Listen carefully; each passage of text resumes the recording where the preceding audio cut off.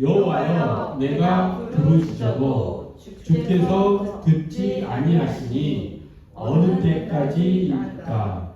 내가 강포로 말미암아 외쳐도 주께서 구원하지 아니하시나이다. 아멘.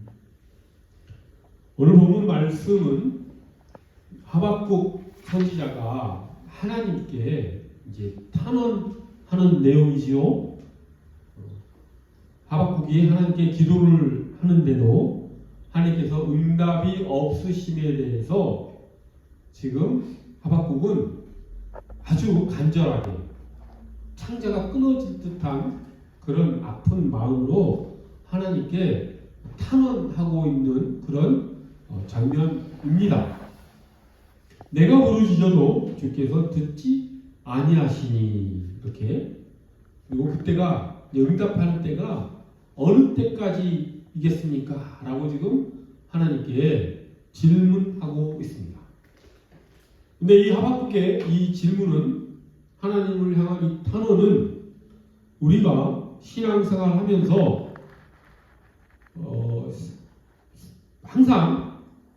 항상까지는 아니고 우리가 기도하면서 신앙생활 하면서 우리가 경험하는 여러 그런 경험들이 있지요. 신앙생활 하면서 이럴 때가 다가옵니다. 이미 또 경험도 했지요. 하나님께 기도하고 탄원하고 간구했음에도 불구하고 하나님이 아무런 말씀이 없을 때를 우리가 경험하지 않았습니까? 또 앞으로도 이럴 때가 있을 것입니다. 하나님께서 기도에 응답하지 않으시는 때 정말 답답하지요. 그런데 하박국의 이 탄원은 어떤 상황에서 이런 기도를 했는가 라고 하는 것은 그 내용을 알면은 더 답답합니다.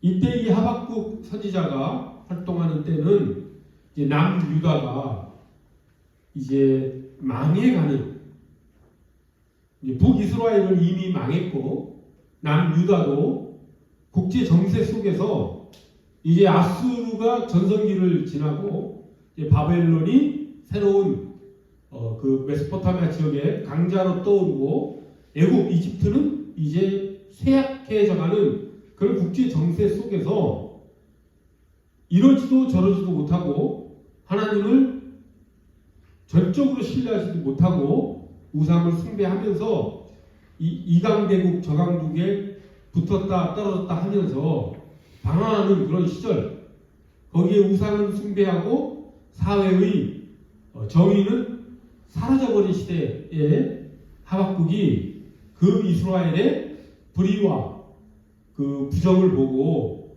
하나님, 이스라엘에 하나님의 정의와 공의가 언제 다시 서겠습니까?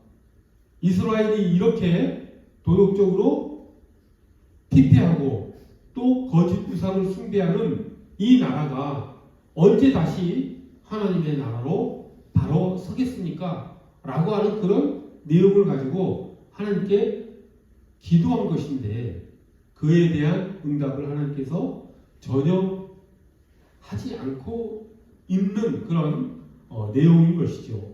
그 내용까지 우리가 고려해 보면 하박국의 마음이 얼마나 처절한지 우리가 공감이 가지 않을 수 없습니다. 이 하박국 선지자의 이 고민은 즉 지금 일어나고 있는 현실의 모습과 그리고 하나님의 거룩하심 사이의 구조와 이것을 어떻게 이해할 수 있는가라고 하는 이 고민은 오늘날 현재를 살아가고 있는 우리에게도 여전히 유효합니다. 또 이런 고민을 하지 않을 수가 없는 현실 속에서 우리도 살아가고 있는 것이죠. 우리가 신문을 본다든지 여러 가지 매스 미디어를 통해서 전해지는 사회의 모습을 보면 이 하박국의 고민이 그저 먼 나라에 과거 아주 오랜 옛날에 있었던 일이 아니구나. 지금 현재 내 주위에서 일어나고 있는 일이구나 라고 하는 것을 우리가 금세 깨달을 수 있습니다. 악이 횡행하는데도 하나님은, 거룩하신 하나님께서는 왜 침묵하고 계신가 라고 하는 그런 질문인 것이지요. 즉, 이 하박국 선지자의 오늘 본문 이 기도는 이 시대를 살아가고 있는, 아니 전 역사를 살아가고 있는 모든 사람들에게 다가오는 실존적 질문이라고 할 수 있습니다. 그렇기 때문에 우리가 이 하박국이 하나님께 드렸던 이 기도를 가지고 우리도 동일하게 하나님께 같은 기도를 드릴 수 있는 것이지요. 이런 기도를 하지 않는다라고 하면 어찌 보면 그 사람은 고민 없는, 그저 배부른 돼지의 삶을 살아가는 그런 삶을 살아가는 것이 아닌가라고 하는 생각을 할 수밖에 없겠죠. 우리가 현실을 바라보고 또한 하나님의 거룩하심, 하나님의 공의와 정의를 생각한다면 하박국 선지자와 같은 이런 고민을 하지 않을 수가 없다라고 하는 것입니다. 하지만 하나님의 응답은 하박국 선지자에게 이루어지지 않았다라고 하는 데서 또 하박국의 고민은 더욱더 깊어져 가지요. 그러기를 얼마 흐르고 나서 드디어 하나님께서 응답을 하십니다. 이제 하박국서는 1장에서부터 3장까지 짧은 성경인데 1장에서 4절, 1장 1절에서 4절까지는 그런 하박국의 고민을 하나님께 올려드린 기도였다라고 한다면 1장 5절에서 11절은 그에 대한 하나님의 응답이 기록되어 있습니다. 드디어 하나님께서 하박국의 그 처절한 기도에 대한 응답을 하십니다. 오랜 침묵 끝에 하나님께서 드디어 응답을 하시는 것이지요. 그런데 하나님의 응답은 하박국의 고민을 시원하게 풀어준 것이 아니라 오히려 하박국을 더 절망스럽게 하는 응답이었습니다. 그 응답의 요지는 무엇이냐면 하나님께서는 그 이스라엘의 부정과 우상 숭배를 심판하시기 위해서 하나님께서 갈대아 사람을 일으키시겠다라고 응답을 하신 것이지요. 그리고 그 갈대아 사람들이 이제 이스라엘을 쳐들어오고 이스라엘은 그들에 의해서 심판받을 것이다. 그리고 실제로 역사에서는 그 갈대아 사람들에 의해서 남유다가 멸망하죠. 예루살렘이 침략당하고 3번에 걸쳐서 이스라엘 사람들은 바벨론으로 포로로 끌려갑니다. 예루살렘은 돌 위에 돌이 남아있지 않을 정도로 폐허가 되고 성전은 불타오르고 그 안에 있던 모든 성전 기물들은 다 약탈당합니다. 남아있는 사람들은 노동력이 거의 없는 장애인이거나 늙은 사람들 외에는 예루살렘과 그 주변 지역에 남아있는 사람이 없을 정도로 처절하게 망해버리시오. 즉 하나님께서는 갈대아 사람들을 들어 사용하셔서 남유다의 우상 숭배와 불의와 부정을 심판하시겠다라고 하박국 선지자에게 응답하신 것입니다. 그리고 실제로 역사적으로 그런 일은 그 예언은 성취가 되었지요. 그때 이 하박국 선지자의 마음이 어떻겠습니까? 하나님께 이스라엘을 바로잡아 주십시오. 이 이스라엘의 부정과 불의가 바로 서고 우상 숭배하는 이스라엘을 다시 하나님을 예배케 하는, 다시 하나님의 나라로 바로 세워지기를 간절히 바랐던 선지자 하박국의 기도는 오히려 갈대아 사람이라고 하는, 당시 새롭게 떠오르는 바벨론이라고 하는 그런 제국주의 국가, 정복 국가에 의해서 완전히 멸망해버리는 그런 예언을, 하나님의 말씀을 들었을 때 하박국의 마음은 어떻겠습니까? 도저히 이거는 이해할 수 없는 응답을 하나님께서 하신 것이죠.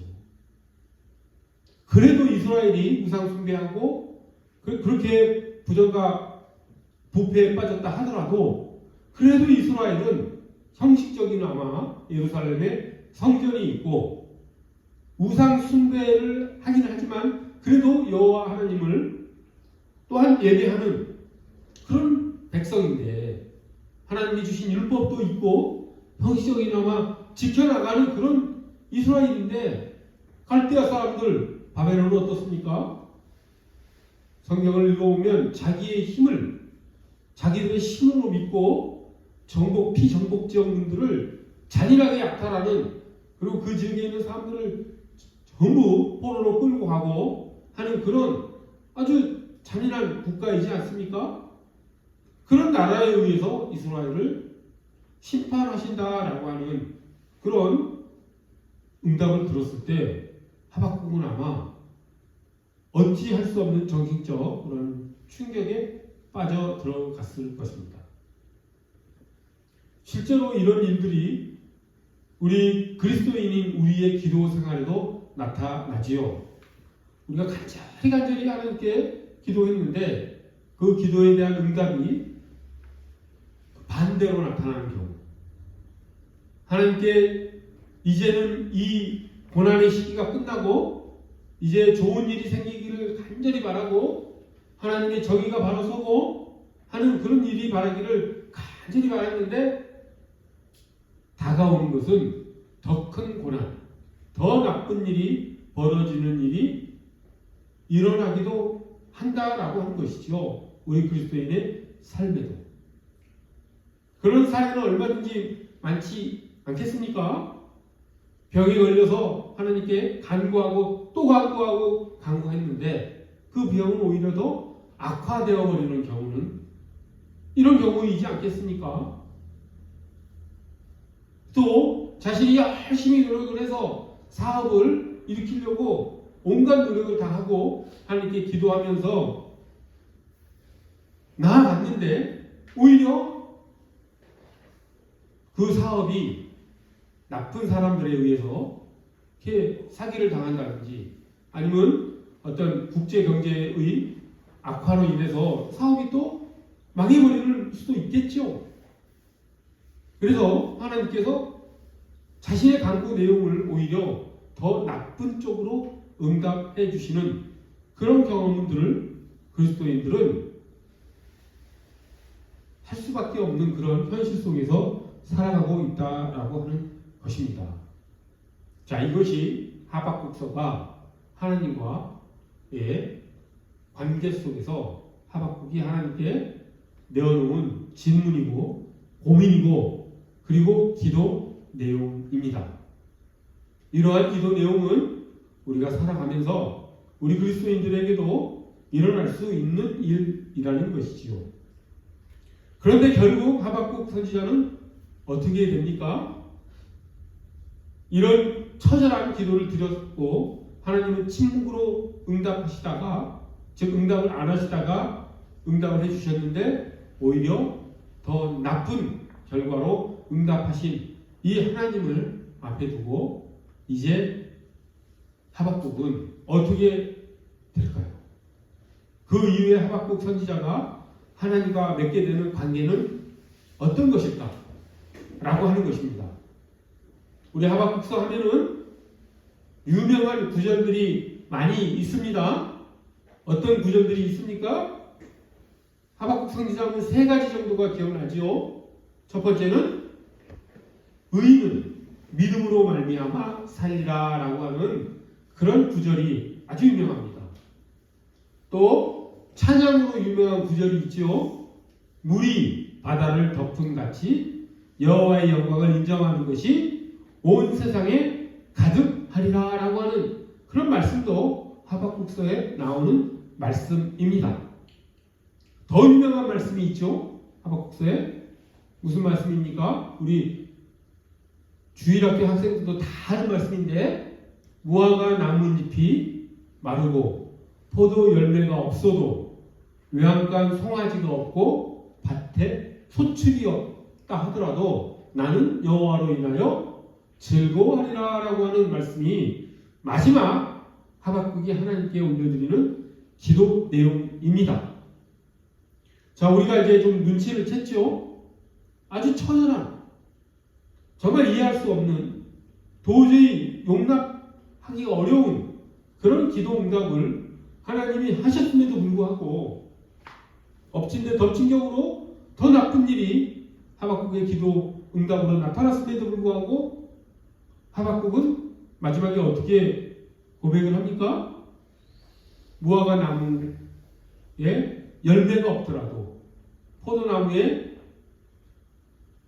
열매가 없더라도, 밭에 소출이 없고 외양간에 송아지가 없고, 정말 내일 내가 무엇을 먹을지 모르는 그런 극심한 궁핍함 속에서도 하박국 선지자는 여호와로 인하여 즐거워할 것이다 라고 하는 고백으로 이 하박국서가 마무리된다라고 하는 것이죠. 어떻게 이렇게 하박국 선지자의 신앙 고백이 나올 수 있었느냐 라고 하는 것을 오늘 우리가 함께 은혜 나누기를 원합니다.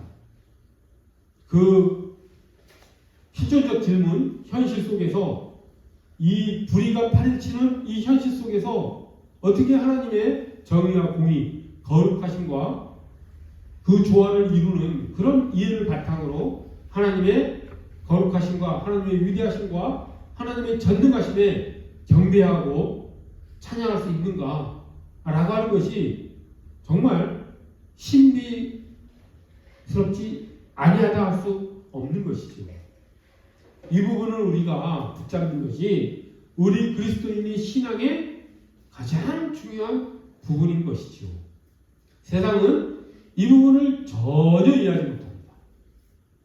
세상은 그 현실과 그 이상 사이의 부조화로 인해서 세상 사람들은 현실만을 바라보고 살아갑니다. 그리고 내려낸 세상의 결론은 자기밖에 믿을 것이 없다 라고 결론을 내지요. 그래서 이 갈대아 사람들이 자기 힘을 자기의 힘으로 삼아 자기의 성공과 성취를 자랑하는 삶으로 달려가는 것을 현실의 세상에서 하나님 믿지 않는 사람들의 마음속에서는 최고의 것으로 자신들의 삶의 목적과 가치로 알고 살아갑니다. 하박국과 같은 그런 결론을 도저히 이루어내지 못하죠. 그런 세상이기 때문에 세상은 하늘의 왕이신 예수 그리스도께서 이 땅에 오셨을 때 그분을 경배하지 못하고 그분을 십자가로 몰아버렸던 것이죠. 세상은 이해하지 못합니다. 현실만을 바라봅니다. 그리고 그 현실 속에서 믿을 건 자신밖에 없다라는 결론 속에서 살아가는 것이지요. 그것이 세상의 모습입니다. 하지만 하박국은 정반대의 결론을 내렸죠. 어떤 결론을 내렸습니까? 현실을 바라보는 것이 아니라 당시 이스라엘을 쳐들어오는 갈대아 사람들, 바벨론 제국의 그 포악함만을 바라보는 것이 아니라 이스라엘의 부정과 부패, 우상 숭배의 모습만을 바라보며 좌절한 것이 아니라 하나님의 전능하심과 하나님의 거룩하심을 바라보며 하박국은 신앙을 높고 깊게 배려갔던 것이죠. 어떻게 이것이 가능했겠습니까? 우리가 이 부분을 말로 설명하기는 대단히 어렵습니다. 욥이 그 처절한 개인적 고난 속에서 결국은 하나님 앞에 자신의 겸손함을 하나님께 내어놓고 하나님을 높여드리는 고백을 한 것도 이 하박국 선지자의 고백과 괴를 같이 하는 것이죠. 욥이 그런 신앙을 가질 수 있었던 것, 그리고 오늘 하박국 선지자가 무화과 나뭇잎이 마른다 할지라도 나는 여호와로 인하여 기뻐할 것이다 라고 하는 신앙 고백을 드린 것, 그것을 우리가 붙잡아야 하는데 그것을 이 자리에서 설명할 길은 정말 없습니다.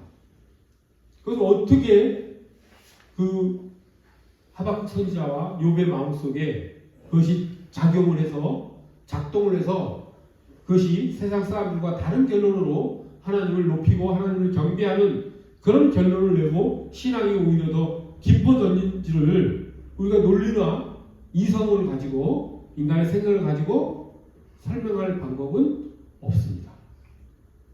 그것은 그 현실 속에서, 그 처절한 현실 속에서 우리가 직접 하나님과 대면하고 그 관계 속에서 우리가 세상을 바라보는 것이 아니라 하나님의 위대하심을, 하나님의 전능하심을, 하나님의 거룩하심을 우리가 직접 눈으로 바라보지 않는 이상 이것은 이해할 수 없는 일이라고 하는 것이죠.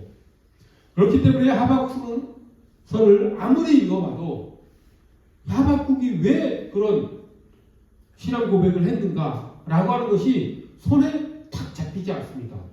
무슨 비밀의 키가 있어서 하박국 선지자가 그러한 신앙 고백을 했다라고 하는 어떤 비결이 하박국서에 나오지 않습니다.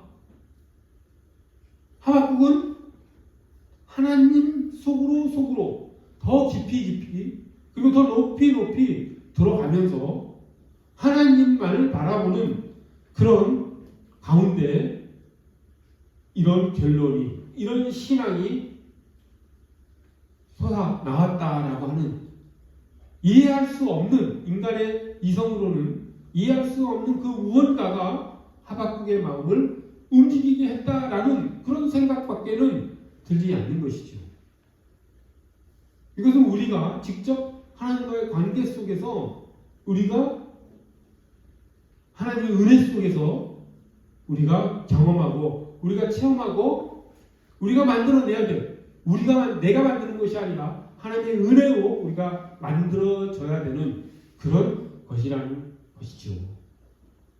그래서 어떻게 말로 표현할 수 있는 방법이 있으면 정말 좋겠는데 저희 능력으로는 절대 불가능한 것 같습니다.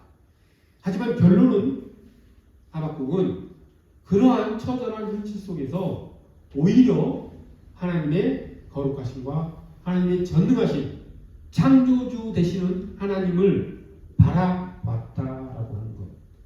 그리고 그 앞에서 자신의 무능력함과 무가치함을 처절하게 깨닫고 겸손해질 수밖에 없었다라고 하는 것. 욥이 하나님 앞에 무릎 꿇고 그 신앙 고백을 했던 것과 같이 하박국도 무화과 나무잎이 마른다 할지라도 여호와로 인하여 기뻐한다라고 하는 그런 진실한 신앙 고백을 하박국은 할 수 있었던 것이지요. 우리도 신앙생활 하면서 이런 하박국과 같은 그런 고민을 하지 않을 수 없습니다.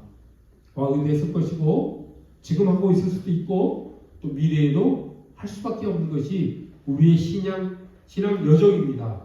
우리의 삶의 모습인 것이지요. 그때 우리가 그것을 이길 수 있는 방법은 현실을 바라보는 것이 아니라 하나님을 바라보는 방법 외에는 없다 라고 하는 그런 대답을 할 수밖에 없습니다.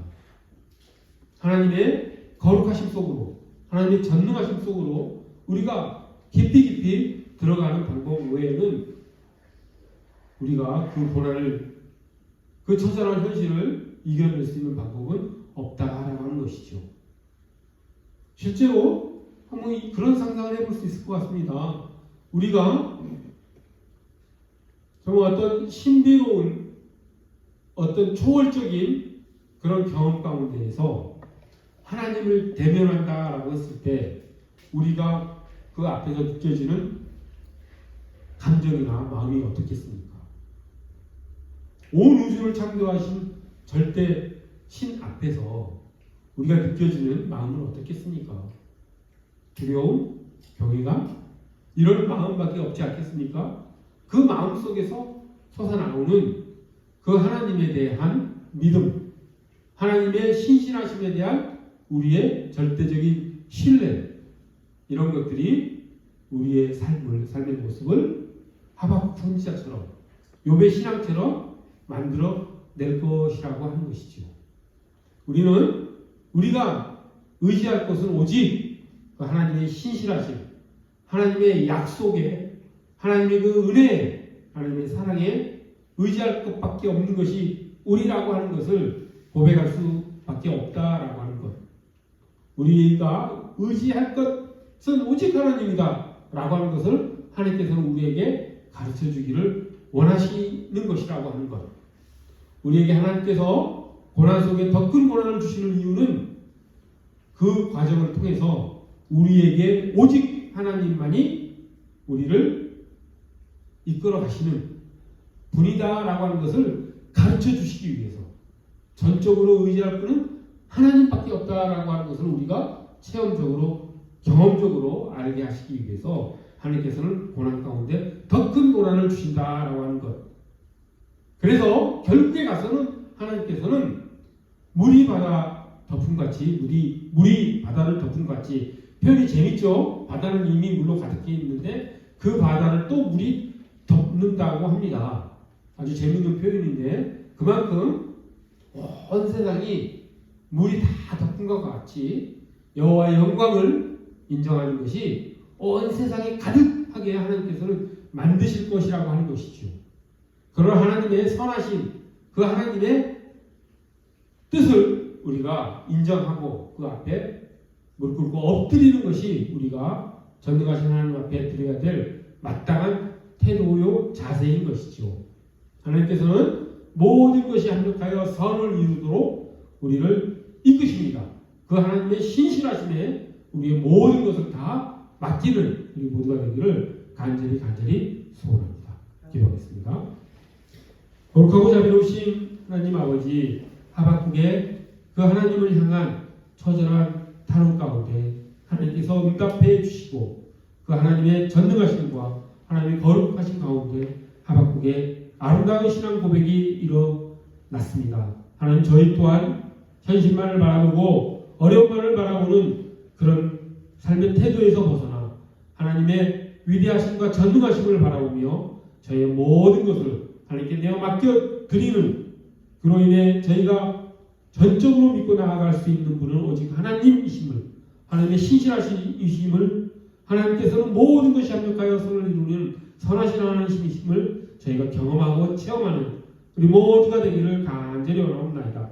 감사드리오며 예수 그리스도 이름 받들어 기도드립니다.